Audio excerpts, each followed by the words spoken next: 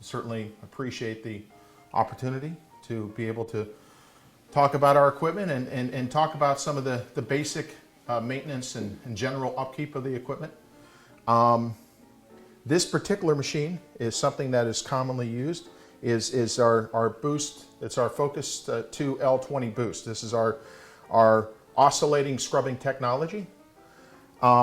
This particular machine is a 14.5 gallon solution, 14.5 gallon recovery. This is the most commonly sold scrubber that we make. The nice thing about this is the ease of use. It's a one-touch cleaning, but it's also very, very simple to maintain and take care of. What we have is we have our solution tank, and this is, again, this is a 14.5 gallon a solution tank. On the back of the machine, there's a dump hose. You simply pull off the hose when you're done, and you can clean out the unit accordingly. It's really vitally important that, again, when these machines are being used, they're always cleaned and maintained afterwards, no exception. And it's, again, very, very simple to do. If for whatever reason it's necessary to take this lid off, I mean, it's easy to do. There's a little flange here you just simply flip. You can replace the gasket, whatever the case. As far as the maintenance of this, especially if you're picking up anything caustic, this is why it's very, very important, whether the degreaser or stripper, you want to make sure this is all rinsed off thoroughly and that this rubber is always soft and pliable. If the harsh chemical residue is left on here and it's never rinsed off, this is going to get dry and cracked and kind of brittly, and you'll lose the integrity of the vacuum. What I'll do occasionally is that I might put maybe a little bit of petroleum jelly, something along those lines to keep this nice and moist if it starts to get a little dried out. It should be soft and pliable at all times. Okay? We have a simple ball float system inside this tank, and when the machine fills up, what happens, that automatically will shut itself off. The vacuum motor is inverted in the bottom of this tank, so the hot air exhausts out. This will shut itself off so that water doesn't get back down inside the vacuum motor. So that all happens automatically. So I rinse off this whole assembly, and so nothing really accumulates. In here also, there's a hole where I'm sticking my finger that is the entry point for all the dirty solution coming up from the squeegee. On occasion, perhaps once a month, I'll take a hose, take a machine outside or whatever the case, drop a hose in there and back flush out my squeegee. So that will pick up any accumulation that might have occurred. So, any questions so far? Okay. With the wet acid batteries, you're going to pull neighborhood of about 3.5 years of life out of the batteries.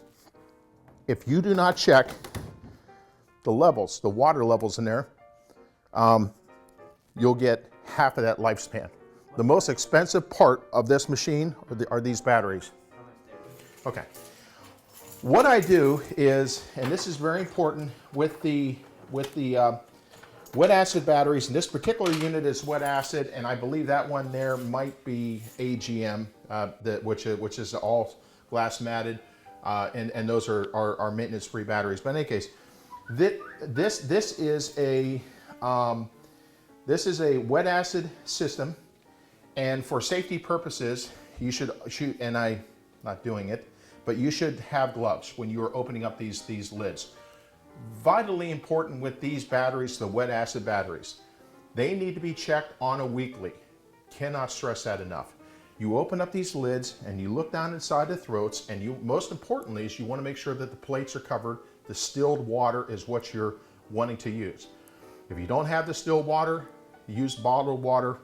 Water is water at the end of the day. You need to have something in there. Worst case scenario is that these plates get exposed. They get exposed, the batteries are damaged, you lose life and runtime out of them. And I never fill them up all the way to the top. People will look in there and think that they're low. There's a throat. The level should only come up to the bottom of the throat. Because if you were to top these off and then plug it in, it would expand and come out the top. Vacuum motor, as I was saying, is embedded in the recovery tank. So for noise levels, this machine is rated approximately 65 decibels, so it's very quiet. You have this filter here. You just want to make sure that this stays nice and clean, very simple. This is the battery compartment. Once a month, and if this is done once a month, it's never an issue. We have an inline solution filter. What we do in order to check this, and that's a capture-all on the machines, and what it does is that it prevents any clogging up towards where the water comes out on the scrub decks.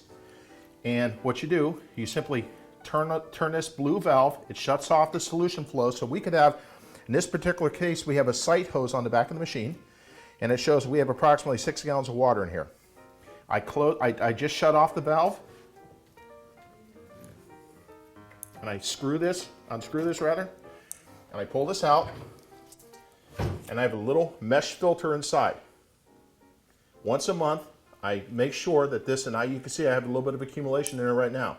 I make sure that this is completely clear, because what happens if this gets clogged up, water will not pass through, and you'll see, so if you hear the complaint from your folks that no water's coming out, 99 times out of 100, this is where it's at.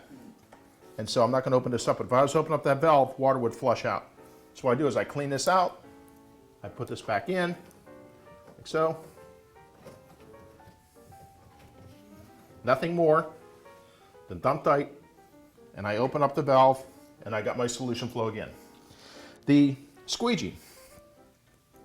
The squeegees are all the same regardless of machine on how they're maintained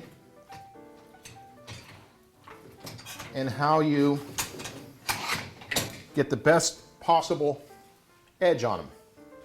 What we have, this is what's called a breakaway squeegee. They're all designed the same way. Nothing more than thumb tight when it's put on the machine. They also have flange. You pop these flange. The inside blade is slotted to enhance the vacuum flow. The outside blade is the one that's going to take all the abuse. Edge 1, edge 2, edge 3, edge 4. So I can flip this outside blade 4 times. I can flip this also, but this never is an issue. It's the outside blade that's the problem. So I pull this back.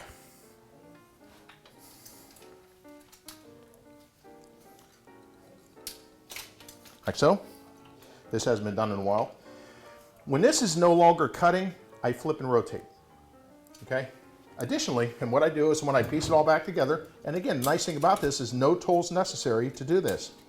Just simply like so, and then lock it right back into shape. So, that's how you do that. This simply goes back on the assembly, like so.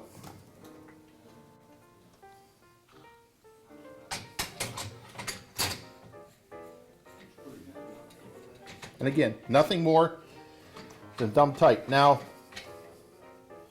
there's a little knob on the back of the machine,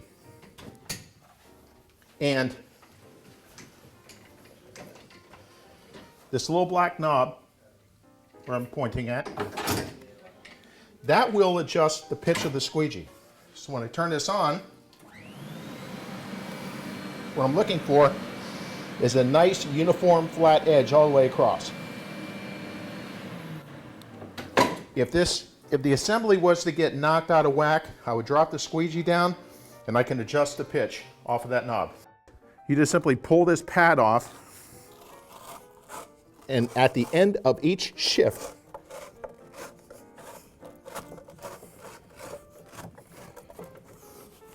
pull off the pad so that it's inspected, so that they're using a clean pad every time.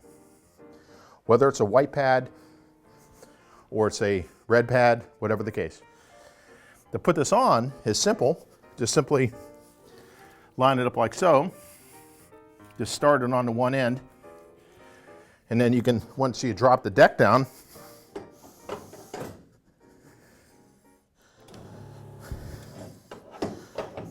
finds it.